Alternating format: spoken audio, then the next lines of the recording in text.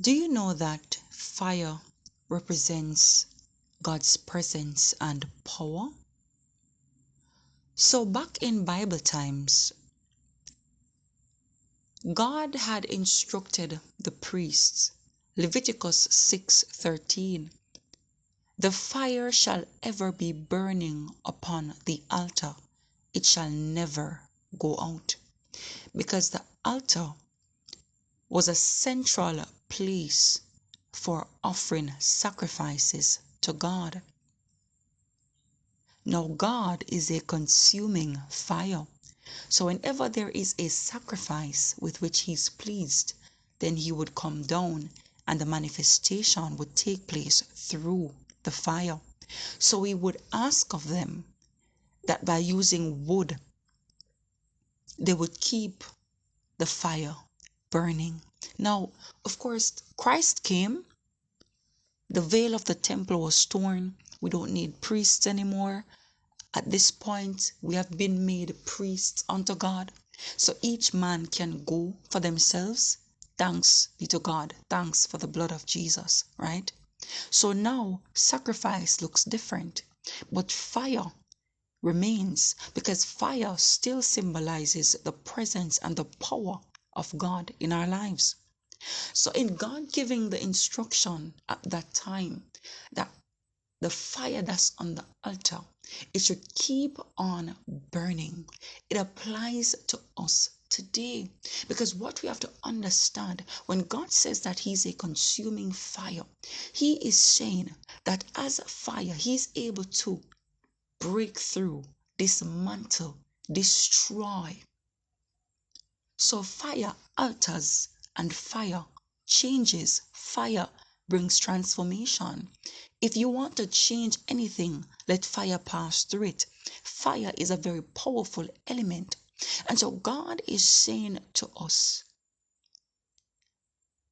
that fire that you are carrying, my presence in your life, my power in your life, let that never be diluted. That should never be diluted because God knows that we need him every day, every hour. That's why he's asked us to pray without ceasing, because our adversary, the devil, is like a roaring lion. He's walking about seeking whom he may devour. Whilst we're excited, we're on the beach, oh my God, we're having fun. We're not thinking about warfare in those moments. But God knows that the enemy is looking for loopholes. So while we are asleep or while we are busy heading to work or we're on the job or we're with our families and we're laughing and whatever the case, but we're caught up in a moment, God knows that as humans, we're not all knowing and all powerful in so much that we're able to keep track of every single thing. He knows we have to focus on the task that is at hand. So God is saying, here's what you do. Leave the job to me. But here's what I'm asking of you. Keep that place for me. Keep that space for me. Leave room for me. So when you are busy, when you are checking off your schedule and your to-do list, leave me the opportunity to look out for you. Because you can't see the devil and you don't know what he's planning. Satan went to God about Job, and Satan had an entire argument. And Satan said to God, and this is Job chapter 1, 9 to 11. He went and he challenged God. And he said, what? So you think that Job fears you? You really think he fears you? After you have that edge of protection around him, around his house, you really think he fears you on his own? It's just because of what you have given him. You see how blessed he is? He's behaving like this righteous and this upstanding citizen because of what you have done for him. But now here's what you do. Remove the hedge of protection. So Satan says to God, but put forth thine hand now, and touch all that he hath, and he will curse thee to thy face. So Satan had the audacity to go to God concerning this very righteous man. Because we know that God looks on a man's heart. We know that God's standard would be clean hands and pure heart. And God knew Job by his hands and by his heart. But Satan had the bravery and the courage, which is why he's called the accuser of the brethren. He had the nerve to go to God about someone who God has declared righteous. And we know God because his words tells us that our righteousness is as filthy rags. So if God can declare a man righteous, you know that that man has found favor with him. But Satan had the nerve.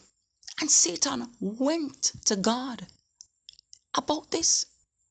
And he went specifically about the edge of protection that's around Job. Because he knows that as long as the fire is burning, you are protected. As long as the fire is burning, the weapon will form, but it will not prosper. Satan is sensible and he is strategic, and Satan knows that as long as that fire on that altar is kicking and screaming, he does not stand a chance. So now what you have to understand, believers, you have to learn to monitor your flame. Monitor your flame. Nobody says you're always gonna be on fasting. You're not always gonna be in prayer. You're not always gonna be in worship. You're not always gonna be in these things. But monitor your flame. Don't allow it to go down in so much that when you get attacked is when you're realizing that you were lacking and slacking. Remember, the devil is cunning. That's a serpent right there. Deceitful and cunning. And the very people that you interact with can have the ways of the enemy. He can work through whatever that will allow him to work through them. And you have to be on the lookout. But you can't do it all by yourself. That's why you have to ensure that there is oil in your lamp, one, and that the fire on that altar is burning, so that God's power, God's manifestation, God's character can stay manifested in your life. You have to understand, in this Christian walk, it's altar versus altar. It's power versus power. But you want to make sure at the end of the day, just as Moses' serpent swallowed up that of the Egyptians, your fire consume the fire of your enemy. Just like they talk about bad candles and people burning incense and all these different things. In the kingdom of darkness, people are burning different things. So what should take place in the kingdom of light? There must be a burning as well. God has called us to be on fire. He's a God of fire. He answers by fire. Ask Elijah and he will tell you that God answers by fire. Our God is a consuming fire. He has told us his angels are full of flames. There are stones of fire in heaven. So fire is synonymous with the kingdom of heaven.